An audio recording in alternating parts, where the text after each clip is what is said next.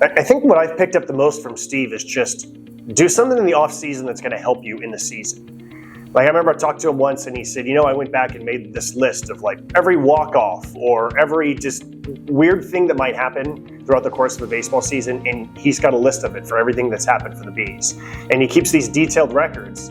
And again, it's just these off-season projects that he gives himself.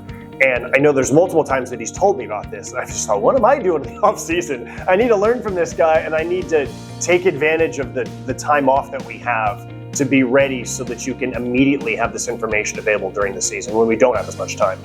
I think just a sense of complete professionalism. Steve was always prepared for every situation. And it, I think for me, brought a heightened awareness when I was calling a game, especially when I was sitting next to Steve, that he was going to be prepared for any moment that arose. And I always felt that I should prepare myself accordingly. Steve taught me how to be a perfectionist, and I mean that. His scorebook is immaculate.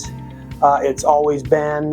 He was somebody who held everybody to a high standard, and I remember when we opened this ballpark and this place was packed, and Steve was the kind that made sure everybody was doing their job and doing it 100%. And so that's something I'll always really appreciate that I've used, is just Steve's focus on attention to details and making sure those around him were focused as well. Well, I've learned that Chicago pizza, Chicago hot dogs, and Chicago everything is superior to anything else. Aside from that, he's someone that almost everybody in this industry can learn something from, based upon his work ethic and his consistency with regard to meticulous preparation for every broadcast. The thing I've learned from Steve is just how well he tracks the happenings of the Bees. Even to this day, if you asked him how well the Bees played in Edmonton, which has not been in the league since 2004, he could probably tell you without even looking it up. So Steve once told me that a great piece of advice that he got, I believe from Jack Brickhouse, was that if you're having a good day or a bad day, you never bring it with you to the air. Like you go and nobody wants to hear about it. Everybody wants to leave their problems behind and listen to the game. And that's a great piece of advice for anybody in any job, to leave it behind and give your best every day. I'm not nearly as good at it as Steve is, but I think about it all the time. I think I learned to really care about the Bees and really care about what we do.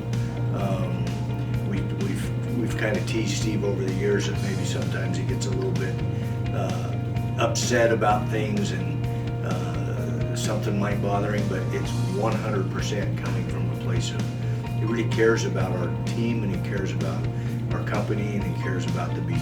First off, I learned that it's important to track the team's history as a broadcaster yourself, because you need to have that information available, and Steve is meticulous in tracking historical notes and accomplishments for Salt Lake baseball dating to the beginning of this franchise's history, and I've tried to kind of copy that myself and be sort of a source of of records for the Tacoma franchise. I would just say I think all of us, of course, we don't strive to necessarily be AAA broadcasters for our entire lives, but to also realize that it's a very good job and an enviable job for a lot of people, and that you can be someone as talented and as great as Steve Klauke and maybe not necessarily get a full-time big league job, and that's okay.